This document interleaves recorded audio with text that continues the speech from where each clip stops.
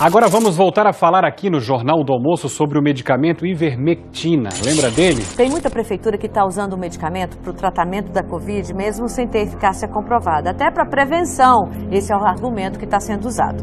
O remédio entrou para a lista da Anvisa de medicamentos controlados. A gente está falando da Ivermectina. O Conselho de Saúde de Itajaí determinou que a prefeitura suspenda a distribuição de Ivermectina.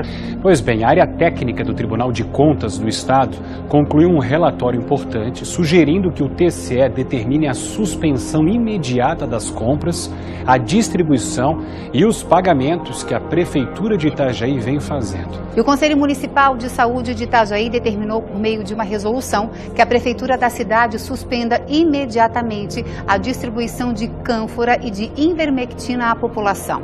Que produz o remédio Ivermectina, ele informou que o medicamento não funciona para o tratamento da Covid-19. A farmacêutica diz que segue fazendo estudos, mas até agora não há evidências de eficácia e de segurança também do uso da Ivermectina em pacientes com coronavírus. Em 1970, um bioquímico japonês de nome Satoshi Omura descobriu uma bactéria que tinha efeitos intrigantes contra lombrigas. Ele compartilhou sua descoberta com seu colega americano William Campbell, que trabalhou para a farmacêutica Merck. O Campbell usou a bactéria para criar um medicamento chamado Ivermectina, que foi lançado pela Merck em 1980. Descobriu-se que a Ivermectina era extremamente eficaz contra uma doença chamada oncocercose, que é mais conhecida como cegueira dos rios. A cegueira dos rios é causada por um verme parasita e causou sofrimento inenarrável e até mesmo morte em partes da América Central e do Sul e grande parte da África. Com o uso de Ivermectina, a cegueira dos rios foi amplamente eliminada nas Américas e muito reduzido na África. Bilhões de doses da droga foram administradas e está listada como um dos medicamentos essenciais da Organização Mundial da Saúde. A patente da Merck sobre a Ivermectina expirou em 1996. O medicamento é extremamente barato de produzir e está disponível em todo o mundo em uma variedade de formulações. O melhor de tudo, é extremamente seguro. Em dosagens normais, não tem efeitos colaterais importantes. Em 2015, em reconhecimento às suas contribuições, o Dr. Omura recebeu o Prêmio Nobel da Medicina, o qual ele compartilhou com o Dr. Campbell.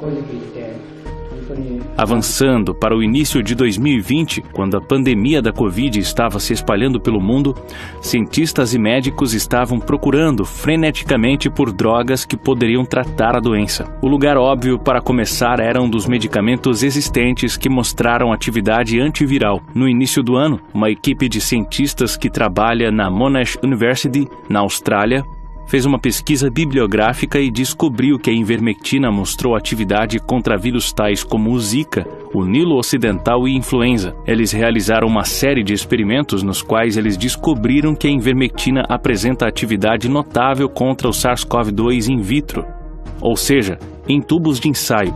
Eles publicaram seus resultados em um artigo que apareceu em abril de 2020. Eles descobriram que um único tratamento com Ivermectina produz uma redução de 5.000 vezes nos níveis virais sem qualquer citocidade, o que significa que não prejudicou as células. Junto com seus resultados, eles propuseram um mecanismo pelo qual a Ivermectina atinge esse efeito milagroso.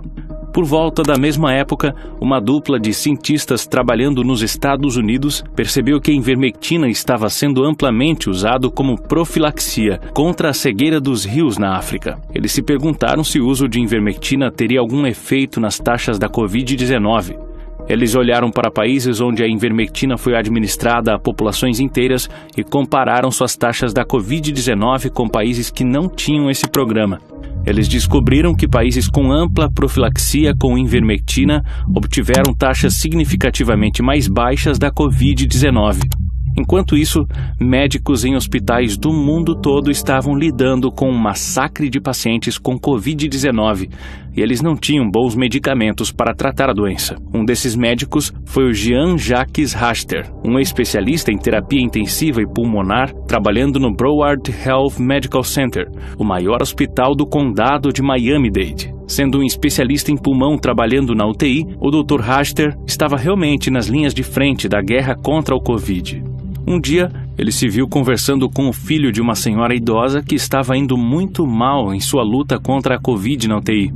Tenha em mente que isso foi em um momento da pandemia, quando aqueles que estavam morrendo de Covid não tinham permissão nem de receber visitas dos seus entes queridos antes de morrerem. Muitas vezes, eles tinham que dizer suas palavras finais pelo telefone. Vamos deixar o Dr. Raster contar a história a partir daqui. I called the patient's son up and said, listen, you may want to call mom. Mom is deteriorating rapidly. She's likely going to end up on a ventilator, so talk to her now. So we went back and forth. It's like, doctor, there is something else. There must be something else. I'm like, no, sir, I have nothing. Nobody has anything. Mas felizmente para esta paciente, este homem não ia desistir tão facilmente.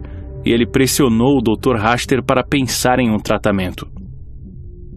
I tell him, listen, there is this one study that I reviewed 2 days ago in test tubes, in vitro, about the use of ivermectin. He goes like, okay, so let's do it. Okay, so she got ivermectin. Within 48 hours, her FiO2 requirements were coming down again, and probably within a week or so, she was discharged to home. O Dr. Raster passou a tratar uma série de pacientes com Covid com a ivermectina e ele publicou os resultados em um artigo de pré-publicação que apareceu em junho de 2020. No final de 2020, ele testemunhou perante um comitê do Senado sobre suas experiências tratando de pacientes com ivermectina. Of the hundreds of outpatient treated by my team, only 2, I repeat, 2 were admitted to the hospital. Neither one of them died. Neither one of them needed intubation. Ao mesmo tempo, em todo o mundo, uma série de estudos controlados involuntários sobre o uso de ivermectina para prevenir a Covid-19 estava sendo realizado. Um desses estudos aconteceu no Valley View Care Home, em Norfolk, em Ontário, no Canadá. Uma filha de um dos moradores do asilo relatou sua experiência no canal do YouTube da doutora Jennifer Hibbert. Sua mãe morava no 4º andar de uma casa de repouso que experimentou um surto de escabiose em março de 2020. Os moradores daquele andar foram tratados com ivermectina, que elimina a sarna. Os moradores dos outros andares receberam doses menores de ivermectina para prevenir a escabiose. A equipe do asilo não recebeu ivermectina e muitos deles testaram positivo para a Covid-19 quando a pandemia varreu Ontário na primavera. Apesar da equipe entrar em contato constante com os moradores, eis o que aconteceu. On the 4th floor, which is the floor that had the scabies outbreak and they received the highest dose, had the most infected staff and not one single resident was infected with COVID. Conforme relatos informais e estudos como esse começaram a se acumular, eles chamaram a atenção de médicos que trabalhavam nas linhas de frente contra a Covid. Um desses médicos foi o Pierre Corey, um pneumologista e especialista em UTI que trabalha no prestigiado hospital de New York, o Mount Sinai Beth Israel. New York sofreu um dos piores surtos de Covid do mundo. Então, um pneumologista, trabalhando na UTI de um hospital daquela cidade, provavelmente teve uma visão mais próxima da Covid-19 do que quase qualquer outro médico na Terra. Na primavera de 2020, o Dr. Corey se juntou ao Dr. Raster e com o Dr. Paul Merrick para formar a Frontline Covid-19 Critical Care Alliance. Em outubro de 2020, a FLCCC lançou o protocolo IMASC Plus, um protocolo que se concentra no uso de ivermectina para prevenir e tratar a Covid-19. No início de novembro de 2020, a FLCC divulgou um artigo no qual eles revisaram os estudos sobre o uso de ivermectina como uma profilaxia e tratamento para a Covid-19. Este artigo foi uma meta-análise. Uma meta-análise é um estudo que observa muitos outros estudos e analisa seus resultados. Eles descobriram que a ivermectina foi extremamente eficaz em ambos, prevenção e tratamento da Covid-19.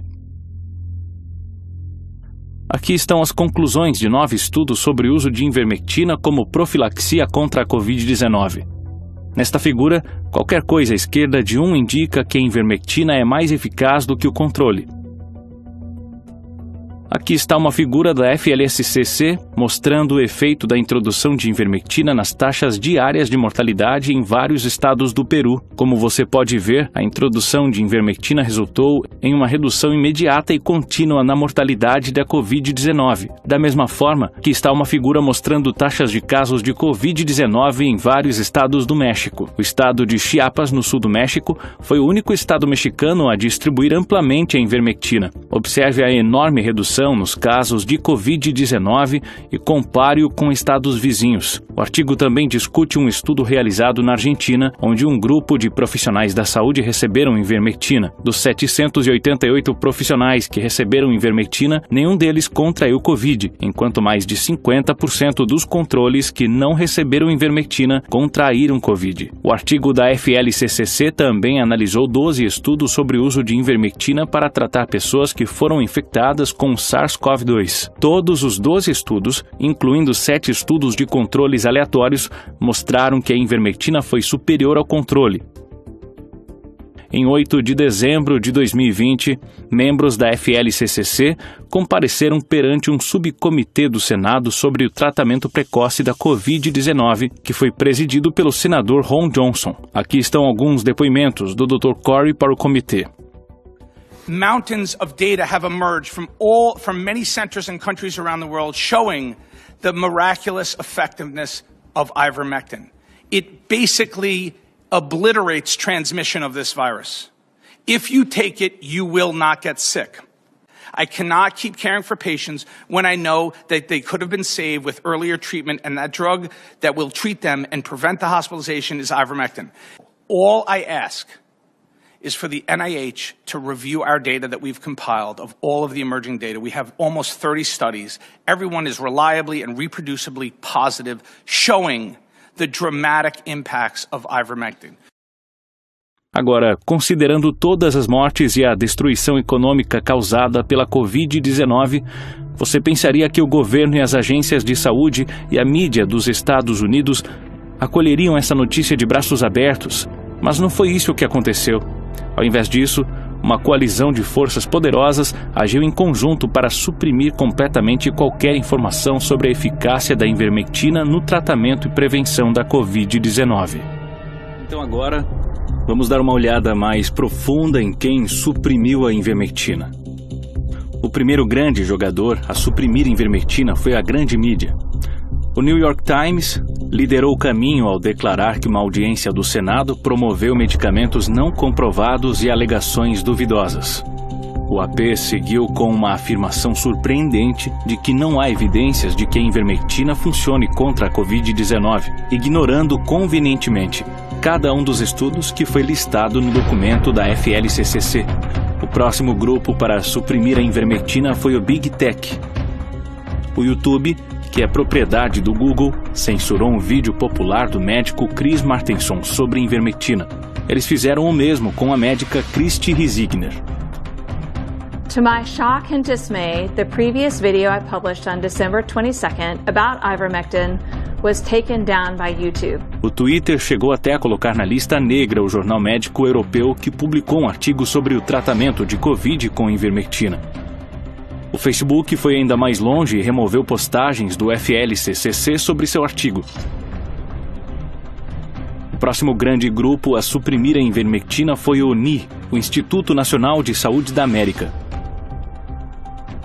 Em abril de 2020, o NI formou o painel de diretrizes para tratamento da Covid-19. Esse painel era incrivelmente influente porque, essencialmente, eles decidiram quais tratamentos os médicos nos Estados Unidos poderiam usar para tratar os pacientes com Covid-19. Aqui estão as recomendações de tratamento do painel de 3 de janeiro de 2021, retirado de seu site. Elas estiveram em vigor durante a maior parte de 2020. Dê uma olhada nas recomendações para pessoas que são Covid positivas, mas ainda não estão no hospital, ou estão no hospital, mas ainda não precisam de suplementação de oxigênio. Eles dizem que um médico pode solicitar uma EUA, ou autorização de uso de emergência para um anticorpo monoclonal, um processo muito problemático. Mas eles não recomendam nenhum outro tratamento. Esta abordagem para tratar o Covid-19 precoce foi descrita como niilismo terapêutico pelo Dr. Paul Marik. Deixando de lado a ivermectina por um momento, isso é realmente chocante, especialmente considerando o que sabemos sobre a eficácia de coisas como a vitamina D em prevenir que a Covid progrida para estágios graves. E prevenir essa progressão é primordial, pois há um ponto sem volta para muitos pacientes com Covid. Uma vez que eles o cruzam e precisam de intubação, muitas vezes não podem ser salvos. Portanto, pense apenas por um segundo nesta política. O painel de tratamento do NI Covid-19 está dizendo: não trate seus pacientes até que eles fiquem tão doentes que precisem receber oxigênio suplementar. Eles apenas fazem uma recomendação definitiva de medicamentos para pacientes que deterioram a ponto de não sobreviverem sem oxigênio suplementar. E uma vez que estão tão doentes, que tratamento eles recomendam? Eles recomendam um medicamento chamado Remdesivir. É quase como se as diretrizes de tratamento fossem elaboradas para levar os pacientes ao ponto em que possam ser tratados com Remdesivir. Vamos dar uma olhada mais de perto no Remdesivir. Agora a gente fala dos Estados Unidos, uma boa notícia. Um estudo divulgado lá nos Estados Unidos revela que o medicamento Remdesivir pode ter um efeito importante na recuperação de pacientes com coronavírus. O uso emergencial pode ser autorizado ainda hoje. Estudos preliminares mostraram que o uso de Remdesivir acelerou a recuperação de pacientes internados com o novo coronavírus. Há agora uma nova pesquisa foi feita com 400 pessoas internadas em estado grave. Segundo a farmacêutica norte-americana Gilead Sciences, os dados são positivos e mais da metade dos pacientes recebeu alta hospitalar no 14º dia de tratamento. A Agência Europeia de Medicamentos pode autorizar provisoriamente nos próximos dias o medicamento antiviral Remdesivir para o tratamento de pacientes com Covid-19 na União Europeia. A molécula do laboratório americano Gilead Sciences foi desenvolvida para tratar pacientes com febre hemorrágica Ebola, mas nunca foi aprovada para nenhuma doença antes. A maioria das pessoas ouviu falar do Remdesivir pela primeira vez quando o médico Anthony Fauci fez a incomum jogada de anunciá-lo em uma entrevista coletiva da Casa Branca em abril de 2020. Fauci é o chefe do NIAID, Instituto Nacional de Alergia e Doenças Infecciosas, que é um departamento do NI. Aqui está o Dr. Fauci falando sobre Remdesivir na Casa Branca. Ouça com atenção o que ele diz sobre o ponto final do estudo ao qual está se referindo. The data shows that remdesivir has a clear-cut, significant, positive effect in diminishing the time to recovery. Observe que ele não fala nada sobre a mortalidade. Ele fala sobre diminuir o tempo de recuperação. É essencial saber que o NIAID do Dr. Fauci, na verdade, pagou pelo estudo ao qual está se referindo. Então, basicamente, o Dr. Fauci dificilmente pode ser chamado de um juiz imparcial daquele estudo, e tão importante quanto, o Dr. Fauci estaria bem ciente dos desenvolvimentos com o estudo conforme foi realizado. Ele deveria estar bem ciente do fato de que, no meio do ensaio, o desfecho, o ponto N primário foi alterado de mortalidade para tempo de recuperação. Isso obviamente ocorreu porque os pesquisadores estavam vendo que o Remdesivir não teve impacto significativo na mortalidade. Mudar pontos N no meio de um estudo é altamente incomum, e muitos comentaristas científicos manifestaram preocupações com isso. E ainda assim, o Dr. Fauci, sabendo que o Remdesivir não fazia nada para reduzir a mortalidade de Covid-19, avançou divulgando o medicamento como um avanço extraordinário no tratamento da Covid. But we think it's really opening the door to the fact that we now have the capability of treating, and I can guarantee you, as more people, more companies, more investigators get involved, it's going to get better and better. Não muito tempo depois de Anthony Fauci ter feito aquela declaração, a Organização Mundial de Saúde recomendou contra o uso de Remdesivir. Baseado em estudos muito mais amplos, eles disseram que não havia evidência que o Remdesivir aumenta a sobrevivência ou qualquer outro parâmetro na Covid-19. Apesar disso, o painel de tratamento da ANI continuou a recomendar Remdesivir e continuam a fazer isso hoje. Agora, tudo isso requer a pergunta: Por que o Ni e o Dr. Fauci continuaram a recomendar um medicamento que foi mostrado repetidamente não ter efeito em aumentar a sobrevivência em Covid-19 e que custa mais de $3.100 por ciclo, diferente da ivermectina, que é quase de graça?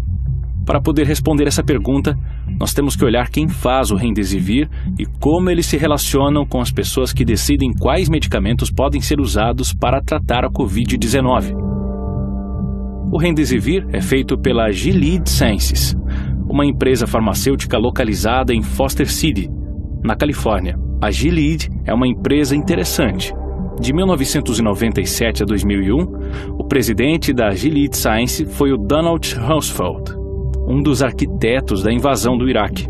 Durante o mesmo período, um dos membros do conselho da Gilead era o George Shultz, um aliado da família Bush de longa data que foi determinante em convencer o George W. Bush a se candidatar à presidência dos Estados Unidos. Para poder entender por que o painel de tratamento do Ni é tão a favor de Remdesivir, é essencial entender os laços financeiros entre a Gilead Sciences e os membros daquele painel de tratamento. Se você olhar a informação financeira do painel de tratamento, você verá que não menos do que 7 membros divulgam apoio financeiro da Gilead Sciences.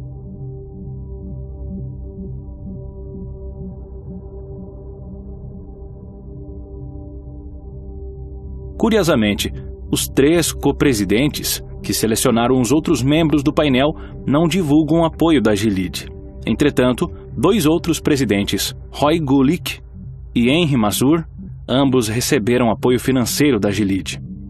Ainda mais curioso, o 3º co-presidente, Clifford Lane, foi, na verdade, um dos autores do estudo NIAID em Remdesivir. Mas você não verá o nome dele na lista de autores de artigos. Você tem que olhar no formulário de informação financeira que acompanha o artigo. Também vale a pena notar que 7 de 12 de seus coautores nesse estudo divulgaram apoio financeiro da Gilead Sciences. A importância disso não pode ser superestimada. 2 dos 3 presidentes do painel do Ni do tratamento de Covid-19, as pessoas que montam o painel, recebem apoio financeiro da Gilead Sciences, enquanto o outro estava envolvido intimamente no estudo que tentou e falhou em provar que o Remdesivir era um tratamento eficaz na Covid-19. Dados estes, profissionais e laços financeiros, existe alguma maneira que nós podemos, racionalmente, esperar que eles julguem imparcialmente os melhores tratamentos para o Covid-19? Ou escolher membros do painel que podem defender reprogramar medicamentos baratos não patenteados que anularia completamente o mercado para um dos principais produtos de uma empresa da qual eles desfrutam de laços estreitos financeiros e profissionais?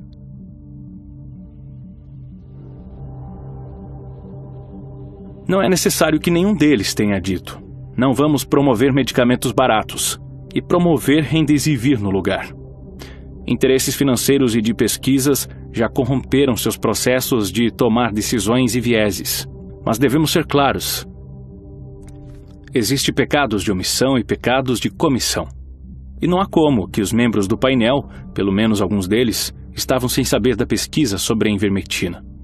E ainda assim, ninguém escolheu trazer isso à tona em suas reuniões. Em vez de recomendar a ivermectina, ou pelo menos recomendar mais estudos sobre a ivermectina, eles escolheram continuar a forçar o medicamento Remdesivir, que eles sabiam que não tinha efeito discernível na sobrevivência da Covid-19. Isso é negligência profissional do pior tipo.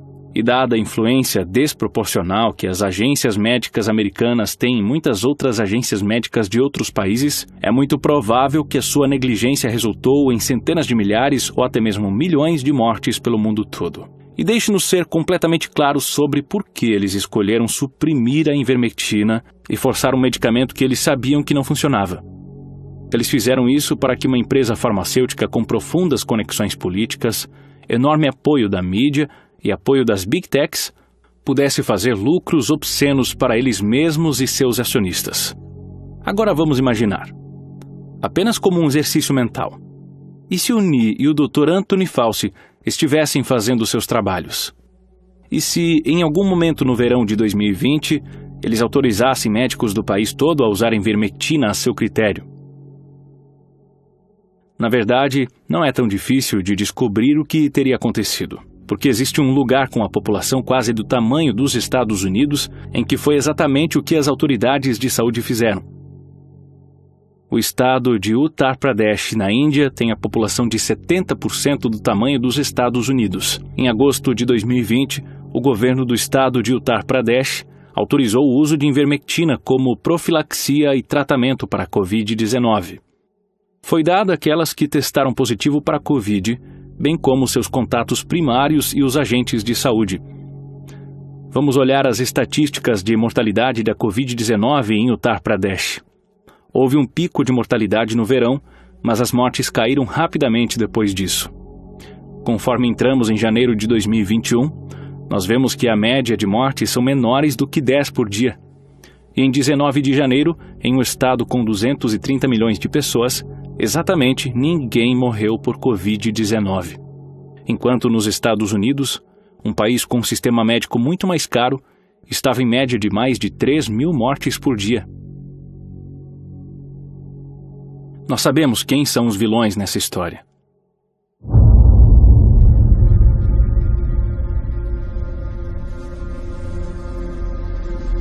Mas quem são as vítimas? Se você perdeu um amigo ou familiar para a Covid-19, você é uma vítima. Se a educação dos seus filhos ou socialização foi interrompida pela Covid-19, você é uma vítima. Se você perdeu seu emprego ou seu negócio por causa da Covid-19, você é uma vítima. Se você está sofrendo efeitos da Covid e não sabe quando ou se vai melhorar, você é uma vítima. Se você é idoso e está ciente de que o tempo é limitado e ainda assim você não pode se encontrar com seus filhos ou netos, você é uma vítima. Agora está claro que as Big Techs e a grande mídia trabalham com o NI para suprir conhecimento de um medicamento que poderia ter encerrado a pandemia no verão passado. Isso não é mera negligência profissional. Isso é um crime.